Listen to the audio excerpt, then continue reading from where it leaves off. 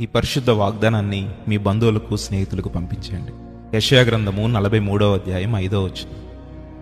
భయపడకుము, నేను నీకు తోడై ఉన్నాను. అవునండి, ఎట్టి పరిస్థితుల్లో కూడా మనము భయపడకూడదు. ఎందుకంటే మన దేవుడు జీవము కలిగిన దేవుడు, సైన్యములకు అధిపతి అయిన దేవుడు. నీ దేవుడు చిన్నవాడైతే నీవు భయపడాలి. నీ దేవుడు నీ మొరను ఆలకించకపోతే నీవు భయపడాలి.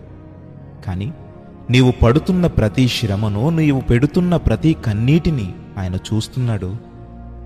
నీకు తగిన సమయమందు నిన్ను హెచ్చించి నీకు ప్రతిఫలం ఇవ్వబోతున్నాడు. ఏదైతే ఈ విశ్వాస ప్రయాణం ఉందో, అంటే నీవు పడుతున్న ఈ శ్రమల నుండి బహుమానము పొందుకునే ఈ యొక్క గ్యాప్లో దేవుడు నీ విశ్వాసాన్ని పరీక్షిస్తున్నాడు. అలాగే ఈ యొక్క గ్యాప్లో దేవుడు నన్ను విడిచిపోయాడని నీవు అనుకోవద్దు. నీకు ఇస్తున్న వాగ్దానం ఏంటి? నీవు భయపడొద్దు, నేను నీకు తోడై ఉన్నాను.